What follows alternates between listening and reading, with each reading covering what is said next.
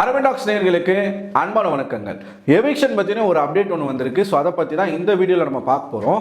இந்த வாரம் freeze task அப்படிங்கிறதுனால ஒவ்வொரு நாளைக்கு 4 ஃபேமிலி அப்படிங்கிற ஒரு கணக்கில் ஒவ்வொரு நாளும் வந்துகிட்டு இருக்காங்க. முதல் நாள் வந்து ஃபர்ஸ்ட் ஃபேமிலி அந்த வீட்டுக்குள்ளே என்ட்ரானது வந்து தீபக் அவர்களுடைய குடும்பத்தார் தான். முதல்ல தீபக் அவங்களுடைய மனைவி மகன் வராங்க. அதுக்கப்புறமா மஞ்சரி அவங்களுடைய அம்மா, தங்கச்சி வீட்டுக்காரு, அவங்க மஞ்சருடைய குழந்தை இவங்க வந்தாங்க. ஸோ நான் அன்றைக்கே ஒரு விஷயம் சொல்லியிருந்தேன், மஞ்சருடைய பையன் சின்ன பையன், அவன் மேலே ஏன்டா வன்மத்தை கொட்டுறீங்கன்னு. இன்னும் அது நடந்துக்கிட்டு தான் இருக்குது.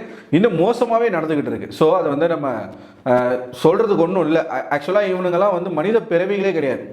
மனுஷ ஜென்மத்திலே இவனுங்களெல்லாம் சேர்க்கக்கூடாது. ஏன்னா குழந்தைகிட்ட போய் அவனுங்க மன்மத்தை காட்டுறானுங்க பார்த்தீங்களா. ஸோ இதை நான் சொல்லிக்கிறேன். ஸோ இன்னும் அது வந்து தொடர்ச்சியாக அந்த அபியூசிவ் வந்து அந்த பையன் மேலே பண்ணிக்கிட்டே தான் இருக்கிறாங்க சௌந்தர்யா ஃபேன்ஸ். இது ஒரு பக்கம் இருக்க. அடுத்து விஷால் அவங்களுடைய குடும்பத்தார் வந்தாங்க. கடைசியாக ராயனுடைய அக்கா மற்றும் ராயனுடைய அம்மா வந்திருந்தாங்க. அதில் தான் ராயனுடைய அக்கா வந்து ஏடா கூடமாக பேசி பயங்கரமாக ஒரு நெகட்டிவிட்டியை சம்பாரிச்சிட்டு போயிட்டாங்க. முதல் நாள் இது நடந்துச்சா. ரெண்டாவது ஆள் நான் நேற்று என்ன நடந்துச்சு அப்படின்னு பார்த்தீங்கன்னா, முதல் ஆளாக சௌந்தர்யா அவர்களுடைய குடும்பம், அப்புறமா ராணவ், அதுக்கப்புறமா பவித்ரா, கடைசியா அன்ஷிதா. ஸோ இன்னைக்கு யாரெல்லாம் வரப்போறாங்க அப்படின்னு பார்த்தீங்கன்னா, மீதி இருக்கக்கூடிய 4 பேர் வந்து வரப்போறதாக சொல்லியிருக்கிறாங்க. அருண், ஜாக்லின், ஜெஃப்ரி மற்றும் முத்துக்குமரன். இந்த வாரம் எவிக்ஷன்ல ஒரு டிஃப்ரெண்டா ஒரு விஷயம் என்ன நடக்க போகுது அப்படின்னு பார்த்தீங்கன்னா, வரக்கூடிய ஒரு குடும்பத்தாரே ஒருத்தரை எவிக் பண்ணி வெளியில கூட்டிட்டு போக போறாங்க அப்படின்ற மாதிரி சொன்னாங்க. ஆல்ரெடி போன வாரமே மிட்வீக் எவிக்ஷன் இருக்கும் அப்படின்ற மாதிரி சொல்லியிருந்தாங்க. அது போன வாரம் வைக்காத காரணத்தினால இந்த வாரத்துக்கு அது வந்து கடத்தப்பட்டிருக்கும் அப்படின்னு சொன்னாங்க. ஆனா இந்த வாரம் ஃபேமிலி டாஸ்க் அப்படிங்கிறதுனால நடுவில் யாருமே எவிக் பண்ண முடியாது. ஸோ இறுதியா போகும்போது கடைசியா எந்த ஃபேமிலி வந்துட்டு போறாங்களோ அந்த ஃபேமிலி கிட்ட வந்து ஒரு நபரை வந்து எவிக் பண்ணக்கூடிய அந்த ஒரு பலனை, அந்த ஒரு பவரை கொடுக்க போறதாக சொல்லியிருக்காங்க. சரி, இப்போ யார் போக போறா அப்படின்னு கேட்டீங்கன்னா, 12 பேர் இருக்காங்க கண்டஸ்டன்ஸ். இன்னும் 3 வாரங்கள் தான் இருக்கு. ஸோ ஃபைனல்ஸ்க்கு வந்து 5 பேர் தான் போக போறாங்க. மிஞ்சி போனால் 6 பேர் போவாங்க. மீதி இருக்கக்கூடிய 6 பேரை வந்து எவிக் பண்ணணும் 3 வாரத்தில் அப்படின்றதுனால மிட்வீக் எவிக்ஷன் இருக்கும், அப்புறம் பணப்பெட்டி இருக்கும், வீக்கெண்டில் டபுள் எவிக்ஷன் அப்படின்ற மாதிரி இருக்கும். அது எப்போ எங்கே நடக்கும்ன்றது தெரியாது. மிட்வீக் எவிக்ஷன் போன வாரம் வைக்கல, மேபி இந்த வாரம் இருக்கலாம். அப்படி இல்லைனா இந்த வாரம் டபுள் எவிக்ஷன் அப்படின்ற மாதிரியும் இருக்கலாம். ஸோ இதில் போகிறதுக்கு அதிகப்படியான சான்ஸ் யாருக்கு இருக்குது அப்படிங்கிறத பற்றி நம்ம பார்க்கலாம். ஓட்டிங்கை பொறுத்த வரைக்கும் நீங்கள் பார்த்தீங்க அப்படின்னா, முதல் இடத்துல ஜாக்லின் அவர்கள் தான் இருக்கிறாங்க. ஸோ ஜாக்லின் நல்ல ஸ்ட்ராங்கான ஒரு இடத்த வந்து பிடிச்சிருக்கிறாங்க. கிட்டத்தட்ட அன்அஃபிஷியலில் நான் சொல்கிறேன், கிட்டத்தட்ட 20% கிட்ட ஓட்டுகளை வாங்கியிருக்கிறாங்க. அது நம்ம தோராயமாக பார்த்தோம்னா 80,000 to 85,000 ஓட்டு அப்படின்றத வாங்கியிருக்கிறாங்க. ரெண்டாவதாக நீங்கள் பார்த்தீங்கன்னா மஞ்சரி அவர்கள் இருக்காங்க. அதுதான் ஷாக்கிங்கான ஒரு விஷயம். மஞ்சரி அவர்களும் கிட்டத்தட்ட 18 விழுக்காடு வந்து வாக்குகள் எடுத்திருக்கிறாங்க. நீங்கள் அதை வாக்குகளாக பார்த்தீங்கன்னா 75,000 வாக்குகள் கிட்ட அவங்க எடுக்க போகிறாங்க. இவ்வளோ வாக்குகள் மஞ்சரிக்கு எப்படி வந்துச்சு அப்படின்றத நீங்கள் நோட் பண்ணீங்க அப்படின்னா உங்களுக்கு ஒரு விஷயம் கிளியராக தெரிய வரும். முத்துக்குமரன் நாமினேஷனில் இல்லை. முத்துக்குமரன் இல்லாததுனால முத்துக்குமரன் அவர்களுடைய ஃபேன்ஸ் வந்து இப்போ மஞ்சரிக்கு போட்டுக்கிட்டு இருக்காங்க. முத்துக்குமரன் நாமினேஷனில் இருக்கும்போது மஞ்சரியுடைய ஓட்டு என்னவா இருந்துச்சு அப்படின்றத நீங்கள் நல்லாவே பார்த்துருக்கலாம். போன வாரம் மேபி அவங்க கூட எவிக்ட் ஆகலாம் அப்படின்ற ஒரு சுச்சுவேஷன் இருந்துச்சு.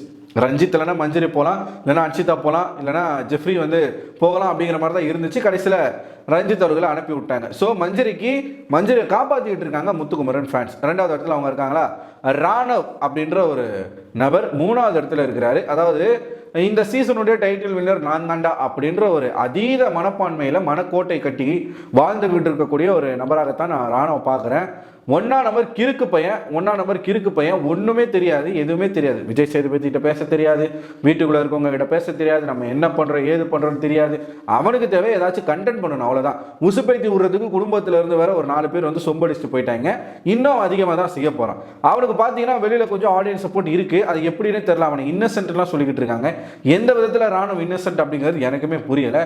அது மட்டும் இல்லாமல் ஹெவி பிஆர் ஒர்க் அப்படிங்கிறது ராணுவுக்கு நடந்துகிட்டு இருக்கு. சௌந்தர்யாவுக்கு யார் பிஆராக இருக்காங்களோ அவங்கள தான் ராணுவுக்கும் பிஆராக இருக்காங்க. ஸோ ஒரே கல்லில் 2 மாங்கா, ஒரே ஷோவில் 2 பேருக்கு ப்ரொமோஷன் பண்ணிக்கிட்டு ஒரு டீம் வந்து நல்லா சம்பாரிச்சுக்கிட்டு இருக்கு. சரிங்களா. ஸோ ராணுவ வந்து 3வது இடத்துல இருக்காரு.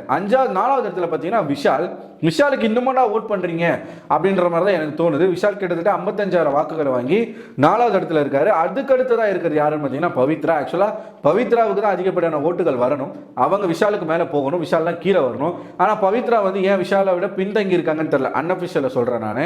ஸோ பவித்ரா வாங்கியிருக்கிற ஓட்ஸ் பார்த்தீங்கன்னா 53,000 கிட்ட வாங்கியிருக்கிறாங்க. கடைசியாக பார்த்தீங்கன்னா ஜெஃப்ரி அவருக்கு, பவித்ராவுக்கு கீழே ஜெஃப்ரி இருக்கான். ஜெஃப்ரி வந்த புதுசில் நல்ல பேர் எடுத்திருந்தான், ஒரு ஸ்ட்ராங்கான ஒரு கண்டஸ்டன்ட். பரவாயில்ல, இவன் ஃபைனல்ஸ் வரைக்கும் போகிறதுக்கு இவனுக்கு தகுதி இருக்குது அப்படின்னு சொல்லி எந்த மக்கள் இவனை பேசுகிறாங்களோ அதே மக்கள் தான் இப்போ வெளியில் போகணும் அப்படின்ற ஒரு முடிவில் இறங்கியிருக்காங்க. ஏன்னா இவன் ஆக்டிவிட்டிஸ் எதுவுமே சரி கிடையாது. ஒருத்தரை பிடிக்கல, இப்போ ஒருத்தவங்க வந்து தான் மேலே ஒரு குறைய சொல்லிட்டாங்க அப்படின்னா அவங்கள வந்து பிடிக்காம போகுது. பிடிக்காம போனதுனுடைய உச்சக்கட்டம் என்ன அப்படின்னா அவங்கள பற்றி தப்பாக வெளியில் வந்து பேசுறது. ஸோ அந்த மாதிரி தான் சௌந்தர்யா பேசி அவங்க ஃபேமிலியில் மாட்டினாங்க. அதே மாதிரி நம்ம ஜெஃப்ரியும் பல இடங்களில் ஜாக்லினை பற்றி ரொம்ப மட்டமாக பேசியிருந்தாப்புல. அது எல்லாமே நம்ம போட்டு உடைச்சோம். அதன் காரணமாக இவ்வளவு நாளாக ஜெஃப்ரியை வந்து கொண்டாடிட்டு இருந்த மக்கள் இப்போ ஜெஃப்ரி வெளியில் போகணும் அப்படின்னு பேச ஆரம்பிச்சிருக்கிறாங்க. பெருசாக ஜெஃப்ரிக்கு வந்து ஓட் பேங்க் அப்படிங்கிறது இல்லை. ஸோ அவர் வாங்கியிருக்க ஓட்டு பார்த்தீங்கன்னா 45,000 ஓட்டுகள் தான் வாங்கியிருக்காரு. சரிங்களா? ஸோ இவர் வந்து 6வது பொசிஷனில் இருக்காரு. 7வது பொசிஷன் லீஸ்ட் பொசிஷனில் இருக்கிற ஒரு நபர் யார் அப்படின்னு பார்த்தீங்கன்னா அன்ஷிதா அவர்கள் வாங்கியிருக்கிற ஓட்டு ஒரு 41,000 ஓட்டுகள் அப்படிங்கிறத வாங்கியிருக்காங்க. அன்ஷிதா கூட ஒரு காலத்தில் நல்ல ஓட்டிங் வாங்கியிருந்தாங்க. அன்ஷிதாவுக்கு பல பேர் சப்போர்ட் பண்ணாங்க. ஆனால் இப்போ அன்ஷிதா பண்ணக்கூடிய சில பிஹேவியர் வந்து அவங்களுக்கு பிடிக்காத காரணத்தினால அன்ஷிதாவுக்கு பெரும்பாலும் யாரும் சப்போர்ட் பண்ணுறது கிடையாது. அதனால் தனிமையில் இருக்கிற மாதிரி தான் இருக்கிறாங்க. ஸோ இந்த வாரம் டபுள் எவிக்ஷன் இருக்கும் பட்சத்தில் ஜெஃப்ரி மற்றும் அன்ஷிதா போகிறதுக்கான வாய்ப்புகள் அதிகம் அப்படின்னு சொல்கிறாங்க. அப்படி இல்லைன்னா ஜெஃப்ரி அவர்களை வெளியில் தூக்கி போடுறதுக்கான வாய்ப்புகள் அதிகம் அப்படின்னு சொல்கிறாங்க. அன்அஃபிஷியலில் பார்த்தீங்கன்னா அன்ஷிதா தான் கீழே இருக்காங்க. அஃபிஷியலில் என்ன நிலவரன்றது நமக்கு தெரியல. சில பேருக்கு அன்அஃபிஷியல் இருந்தே சில கருத்துக்கள் வரும்.